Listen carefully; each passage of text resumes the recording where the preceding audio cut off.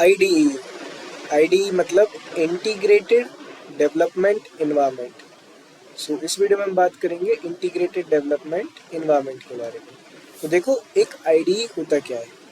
तो सबसे पहले इजीली समझो कि आईडीई क्या है। एक सॉफ्टवेयर एप्लीकेशन है जिसके अंदर आप इंटीग्रेट कर सकते हैं code editing, execution, debugging and project management tools. So ये एक सॉफ्टवेयर एप्लीकेशन है जिसके अंदर ऑलरेडी इंटीग्रेट होता है code editing, execution, debugging and project management tools. ये सारे टूल्स इसके अंदर इंटीग्रेटेड होते हैं इनटू अ सिंगल इंटरफेस, यानी कि एक ही स्क्रीन पे आपको ये सारे फीचर्स मिलते हैं। वहाँ पे आप कोड एडिट भी कर सकते हैं, कोड को एग्जीक्यूट भी कर सकते हैं, कोड को डीबग भी कर सकते हैं, और अदर प्रोजेक्ट मैनेजमेंट टूल्स भी होते हैं जो आप प्रेजेंट होते हैं टू फैसिलिटेट सॉफ्टवेयर डेवलपमेंट, जिससे सॉफ्टवेयर को आप डेवलप कर सकते हैं। एक यानी कि आईडीई खुद एक सॉफ्टवेयर एप्लीकेशन है जो कि सॉफ्टवेयर डेवलपमेंट के लिए ही यूज होती है, जिसके अंदर code editing, execution, debugging and project management tools present होते हैं इनसाइड अ सिंगल इंटरफेस। सो ये था डेफिनेशन आईडीई के बारे में।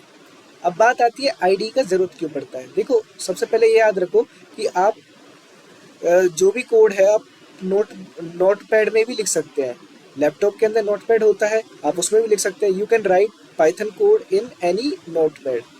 मैंने फॉर एग्जांपल नोटपैड में लिखा प्रिंट हेलो वर्ल्ड, तो ये मैं नोटपैड के अंदर लिख सकता हूँ, लेकिन मुझे ये नहीं पता चलेगा कि ये काम करेगा या नहीं करेगा ये कोड, तो मैं इसको रन नहीं कर सकता। वो कुछ चीज़ें ऐसी होती हैं जो कि हम आईडीई के अंदर ही कर सकते हैं। फॉर एग्जांपल फीचर्स, जो कि मेन फीचर्स हैं हमारे आईडीई के, अब हम उनको डिस्कस करेंगे कि आईडीई में ऐसा क्या है जो कि हम नॉर्मल नोटपैड के अंदर नहीं कर सकते, जिसके लिए हमें आईडीई की ज़रूरत पड़ता है। तो देखो, सबसे पहला आईडीई के अंदर होता है आपका कोड एडिटर, यानी कि जहां आप कोड को आसानी से लिख सकते हैं। फॉर एग्जांपल देखिए, मैंने अभी अभी जो स्क्रीन पे ओपन किया है ये है आपका गूगल कोलैब। तो अगर आप गूगल कोलैब को ओपन करना चाहते हैं तो आपको कुछ नहीं करना, आपको क्रोम ओपन करना है। यहाँ आपको टाइप करना है गूगल कोलैब। गूगल कोलैब पे जाने के बाद यहाँ पे वेलकम टू गूगल कोलैब है, इस पे सिलेक्ट करना है और यहाँ से न्यू नोटबुक पे सिलेक्ट करना है। तो आपका न्यू नोटबुक ओपन हो जाएगा गूगल कोलैब का। एक बार न्यू नोटबुक आपका ओपन हो जाए गूगल कोलैब का, आप यहाँ पे अब अपना कोड लिख सकते हैं। फॉर एग्जांपल अभी मैंने यहाँ पे क्या लिखा है, प्रिंट हेलो। अब मैं यही कोड यहाँ पे लिखूंगा, प्रिंट हेलो, और यहाँ पे रन बटन है। मैं इसको प्रेस करूंगा तो ये कोड रन हो जाएगा। ये कोड अब रन हो रहा है।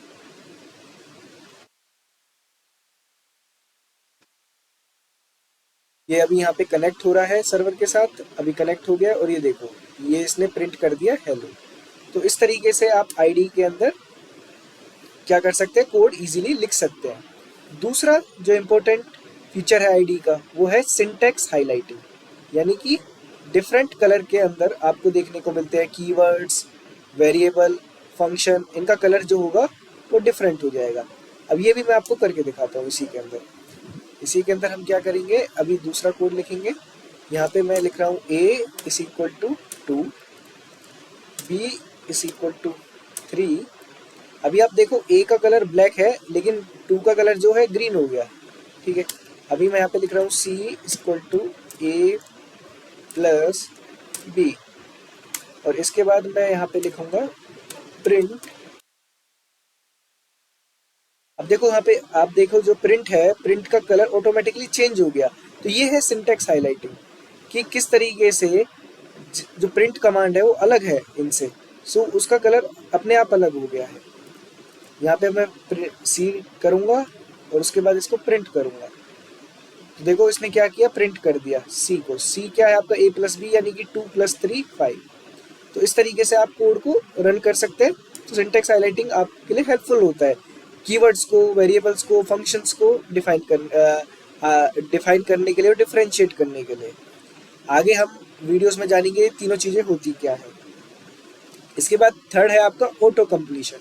ऑटो कंप्लीशन यानी कि आईडी के अंदर अगर आप लिखोगे तो ऑटोमेटिकली ही ऑटो कंप्लीशन का ऑप्शन आता है। फॉर एग्जांपल यहाँ पे जैसे मैंने प्रिंट नहीं लिखा, अगर मैं यहाँ प्रिंट लिखता हूँ तो देखो अपने आप मेरे पास ऑटो कंप्लीशन का ऑप्शन आ रहा है। यहाँ से मैं प्रिंट सेलेक्ट कर सकता हूँ, तो सेलेक्ट कर दिया। यहाँ से मुझे पूरा लिखने का भी जरूरत नहीं है। इसके बाद ये देखो ये अपने आप मेरे को एक ऑप्शन दे रहा है। अगर मैं टैब प्रेस करूँगा तो ये पूरा यहाँ तक ऑटो कंप्लीट कर देगा, और इसके बाद हम इसको डायरेक्ट रन कर सकते हैं। ये देखो a=2, b=3 एंड c=5, इसने तीनों वैल्यू प्रिंट कर दिया। तो ये ऑटो कंप्लीशन ऑप्शन होता है जो कि आईडी के अंदर प्रेजेंट होता है। इसके बाद फोर्थ है आपका एरर डिटेक्शन। अगर आप कुछ चीज़ें गलत लिख देते हैं तो एरर को भी ये बता देगा। अभी हम एरर भी करके देखते हैं। हम क्या करते हैं, यहाँ पे प्रिंट की जगह केवल PRIM लिखते हैं। मैं इसको रन करता हूँ, ये देखो एरर आ गया। इस तरीके से एरर आ जाता है। फिफ्थ है आपका रन बटन। रन बटन तो ऑलरेडी प्रेजेंट है आईडी के अंदर, जहाँ आप डायरेक्टली रन कर सकते हैं और पता लगा सकते हैं कि कोई एरर है या नहीं है। इसके बाद सिक्स्थ है आपका डीबगिंग टूल्स। ये बहुत इंपॉर्टेंट है। जैसे फॉर एग्जांपल यहाँ पे हमारा एरर आया, अब मुझे नहीं पता कि एरर क्या है। मैं क्या करूँगा, एक्सप्लेन एरर पे क्लिक करूँगा। अब ये क्या करेगा, ये इसको पूरे को गो थ्रू करेगा, जेमिनी इसको गो थ्रू करेगा और एरर बताएगा कि इसके अंदर क्या एरर है। देखो इसने बताया यहाँ पे, इसने बोला कि हमें ये वाला माइनस करना है और ये वाला इसकी जगह पे ऐड करना है, यानी कि PRIN की जगह PRINT होना है। अभी मैं इस चीज़ को एक्सेप्ट करूँगा और इसके बाद इस कोड को दोबारा रन करूँगा और ये देखो ये जो कोड है वर्क कर रहा है। a=2, b=3 and c=5। सो इस तरीके से आईडी जो है हमारे लिए हेल्पफुल है। ये थी बात हमारी आईडी के बारे में।